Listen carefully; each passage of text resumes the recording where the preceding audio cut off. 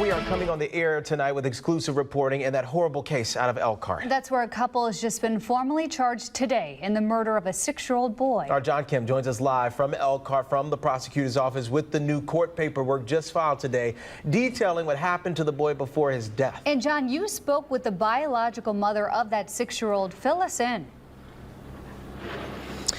Hey Josh, Lauren, the mother of 6-year-old boy just spoke out to me earlier today, and she says she desperately tried to save her child from alleged child abuse.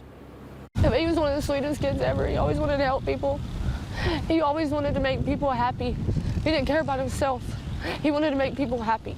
Miranda McBride is referring to her 6-year-old son. He died at Elkhart General Hospital.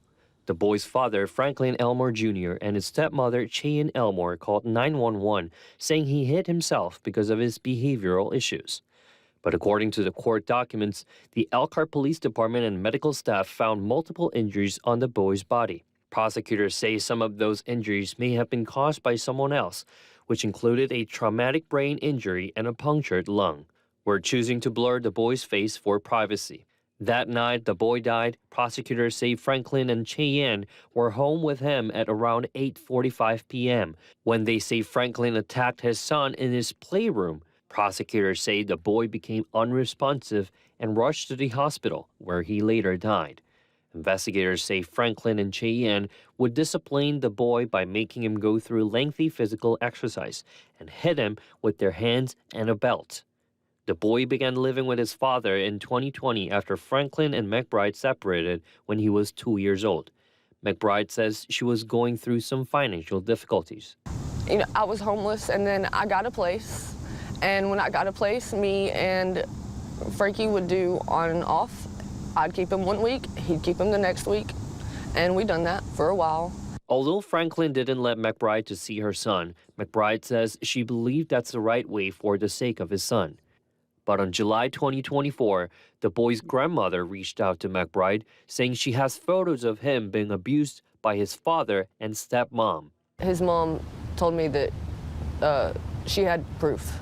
The boy also told McBride he was told to do jumping jacks and skip meals as a punishment. He contacted Indiana Department of Child Services, or DCS, in August 2024. But the investigation found no evidence of the 6-year-old being abused. As far as I know, they didn't find any bruises. He had food in his house, he had running water, power was on. I don't care if there's food in that house. There can be $1,000 worth of food in that house. Are they feeding it to him?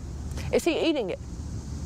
Because that report said that he was underweight and malnourished, and it's because he wasn't eating. McBride also reached out to his school in Elkhart County, where the boy goes, in March this year. She says the principal told her he will take care of her son, but never heard back from the school. He always wore long-sleeve shirts. Every day, every picture they ever took, that I ever seen, long-sleeve sweater, long-sleeve shirt. No one questioned that. But right now, I don't know how else to feel. I don't know how else to feel.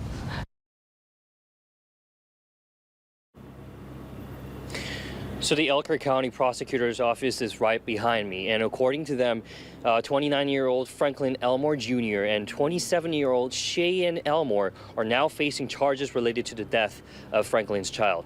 So here's some other details. Before calling the police, video footage from the home shows the father pacing in the yard with his hands on his head, the boy's head. The father later admitted to police he had, quote, whooped his child and even put a bar of soap in his mouth.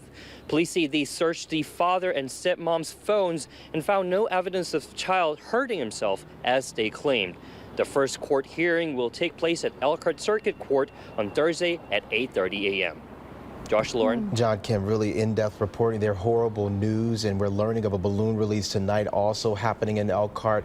We'll be having that, of course, tonight at 11 o'clock. All right, John, thank you. Meanwhile, some more news we are following regarding this. The I-Team is getting a response surrounding those allegations of a possible DCS investigation months before this tragedy happened. According to the mother, who we just spoke to, she filed that report, and months after, the state agency did not find anything that required further action. You just heard John Kim's reporting about that. Now, we asked DCS DCS to verify these allegations and to provide any information on Elmore's case. They sent us this statement indicating they are aware of an investigation surrounding the boy.